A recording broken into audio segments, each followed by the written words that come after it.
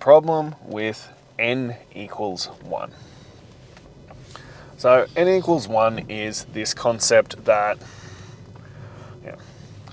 most common example in, the health and fitness world is, oh my God, my mate Brad did this program, fucking lost 20 kilos in 3 months.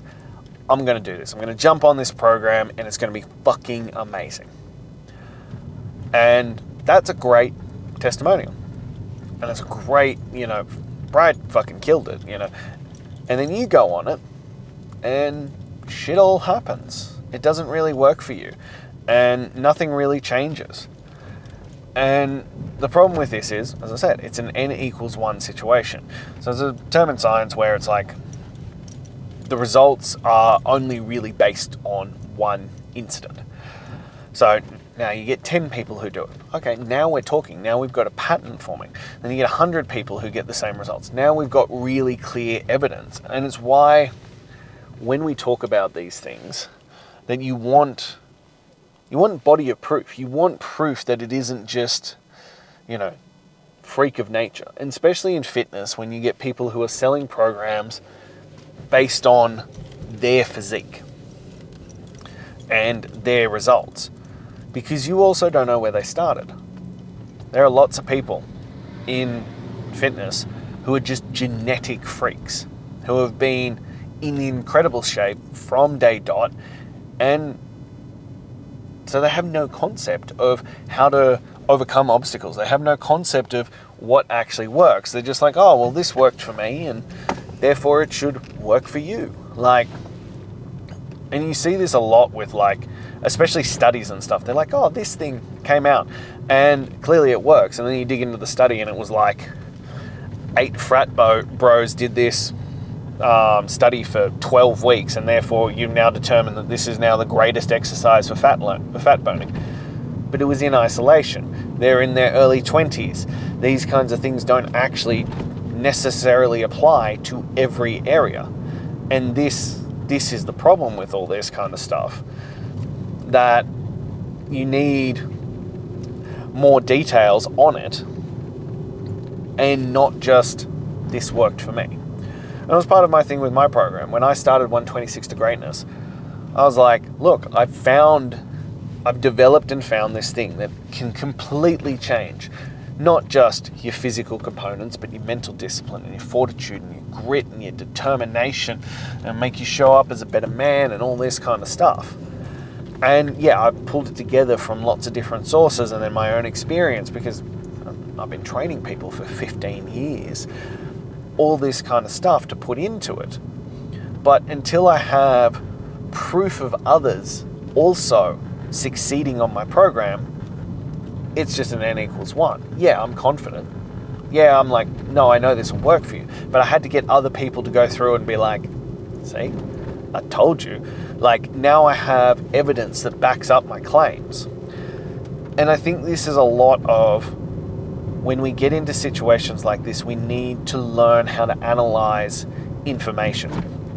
And it gets harder and harder and harder with the internet, because there are so many differing opinions out there. There are so many conflicting ideologies and concepts that it becomes really difficult to know what's true, what will actually work, all this kind of stuff. And even within studies, as I said, that a lot get debunked, a lot are false, a lot are paid off, a lot are titles are skewed, all this kind of stuff that we need to be able to determine through enough evidence of, and I often think real world evidence, not just study-based evidence, that things will work. And I'm sure I'll cop flack for this. But, the example I got given was, my mum was like, oh, maybe you should give up bacon and ham. And I was like, why?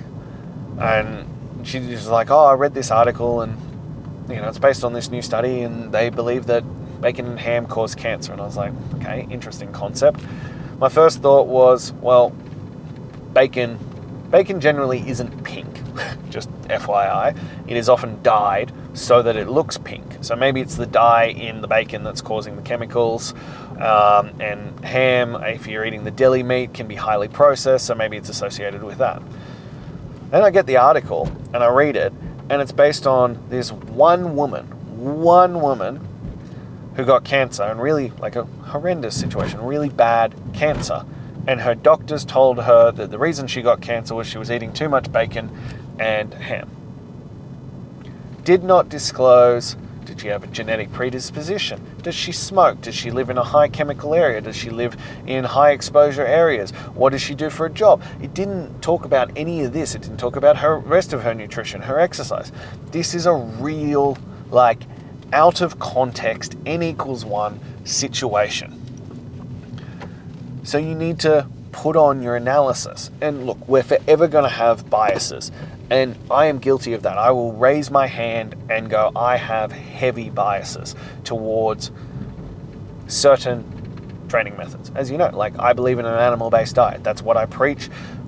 And if nothing else, part of the reason why I preach it, even though I agree with the principles behind it and how that's beneficial for you and it's a better way to eat and it's more natural and all these kinds of things.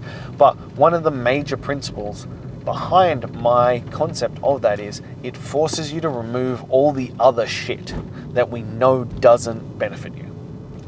So if nothing else, we know that it is going to deliver huge amounts of protein, huge amounts of healthy fats. It's going to satiate you so that you don't keep eating crap. And it's going to deliver incredible fat loss as well as building muscle.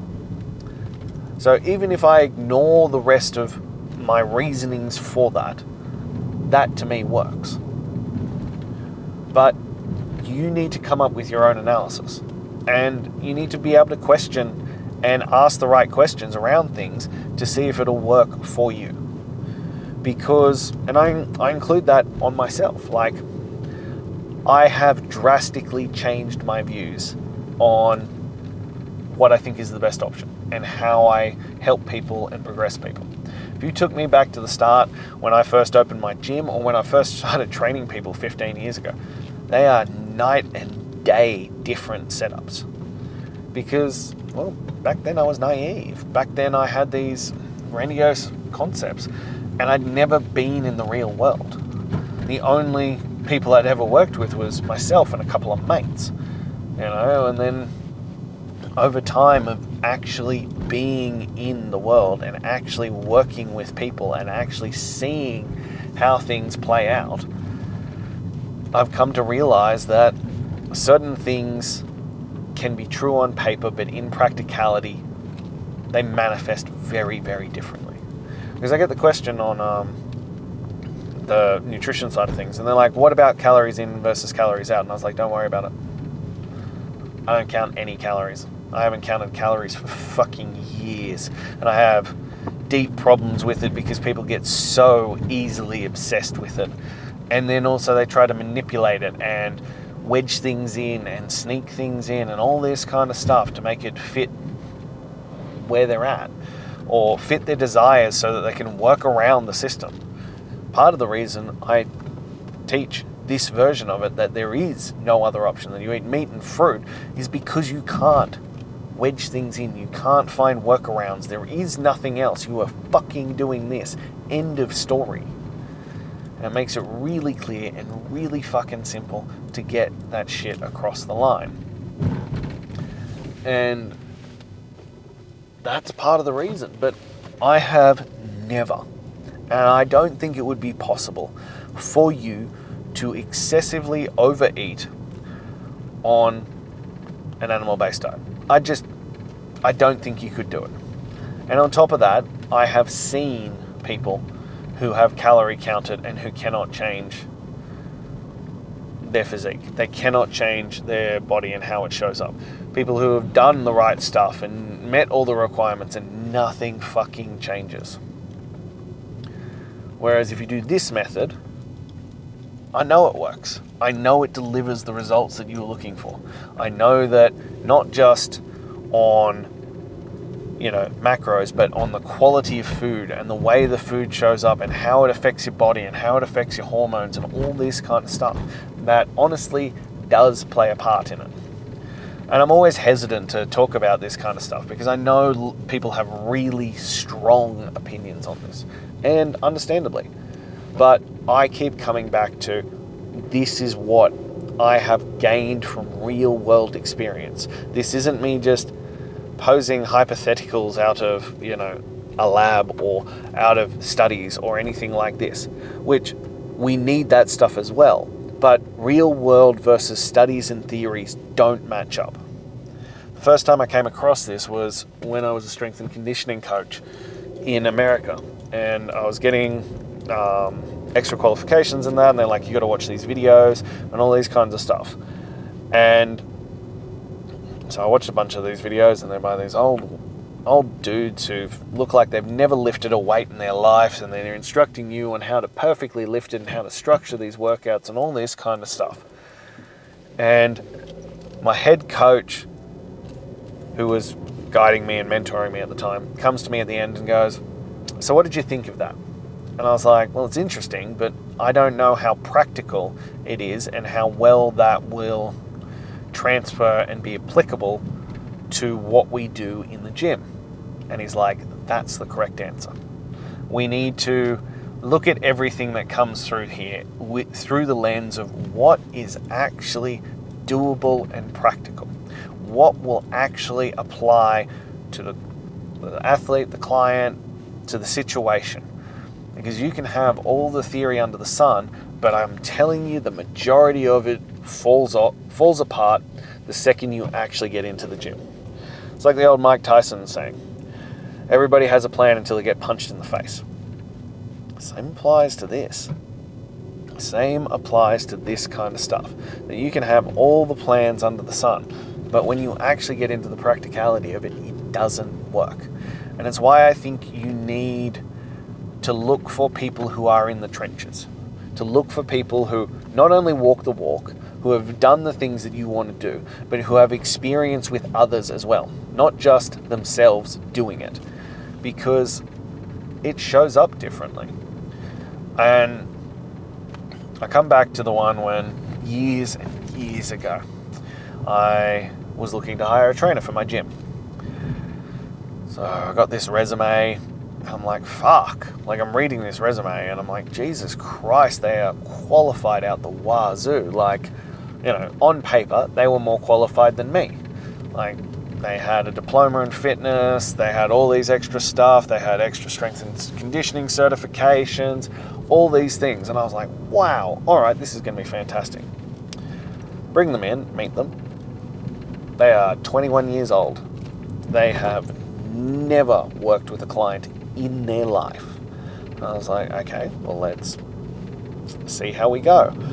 And so I bring them in to work with one of my clients, and they were like, okay, so what you're going to do is I was like, well, run them through the exercise. And they're like, okay, we're going to grab the bar in a supinated position. We are going to retract the latimus dorsis and the subscapulars and go to full retraction. And I'm like, what are you doing? And she's like, I'm instructing them. And I'm like, tell them to bring the bar to their chest. They're like, what? That's what I did. And I was like, they don't give a shit. They don't need your technical jargon. All they care about is this. Show them, tell them to bring the bar to their chest. Fucking golden. And they couldn't wrap their head around this concept. They were like, no, this is how it is. And I'm like, no, they don't give a shit. What you need to do is to take a complex subject and make it really fucking simple. That is the skill. That is the skill of coaching, of getting people across the line. That you take all this information and you bring it down, and here's this one fucking nugget of information that you can implement right here, right now into your life, and that's how you're going to change the game. That comes from experience. That comes from doing the work. And this is the flip side of n equals 1. That n equals 1 can also be one of the greatest gifts, because that n equals 1 is from real world experience. And I didn't realize this, long time ago, because I have tried and dabbled into doing other forms of business for a long time. But what you got to understand is I started my gym when I was 21 years old. I was a fucking baby. And I'm showing up and I'm like, I'm this great fucking expert. I can tell you how to run your life. I can tell you how to completely change everything. I was 21 years old. I had no life experience. Though I am not genetically blessed by any stretch of the imagination. I do not burn fat easily. I do not build muscle easily. It is a grind every single day to get to where I want to get to. And it's just an ongoing battle. But I was still fucking 21. Even within that, I had these cheat days, and it's not something I believe in anymore, but that was one of the things that I taught and I preached was cheat days. And they were fucking legendary. Me and my best mate, who would work out with me, and he ended up working for me for a while, would have these absolutely fucking legendary cheat days. Like, we'd spend $150 just on junk food. And so we'd have it on Sunday. And my wife was a pastry chef, so she would go off and she would work on Sundays. And so me and my mate would sit on my couch from sun up till sundown, just fucking eating just piles of junk food, just obscene amounts of junk food. And we'd play video games and watch TV for an entire day. And I still got into pretty great shape. Because I was fucking in my early 20s. I could do that. If I did that now, I'd be fucked for a week. You know, it hits differently when you show up differently. So not only have I been doing this for a really, really long time, but I have also, well, just lived life now. I have a wife. I have 2 children. You know, I have responsibilities. I have work. I have all this kind of stuff. And I still maintain this level of discipline. I still do these kinds of things. It's the same with my guys. I am now showing that it's not just me, that I am not just this freak of nature who has this level of discipline and then I can just show up and do it. No, I can impart that, I can teach that, I can share that, I can instill that in others and show that it isn't just me. Yes, I have the n=1, but now I'm getting the proof. Now I have the proof of concept that it isn't just me showing up and being like, woo, look at me go. I can show that it's possible through those things because, you know, my guys have kids. You know, one of the guys who's killing it the most at the moment, he has 4 kids and a full-time job. And he's getting this shit done. He's just made that decision and he's getting the work done. And there it lies the separator. There lies the ability to do the work. And that's a big, big part of it. That it isn't just, you know, I'm not just some bro in the gym who lifts weights for his entire life. And he's like, you just need to dedicate more time to exercising. I was like I discussed the other day. I have great fucking responsibilities. I have a lot going on.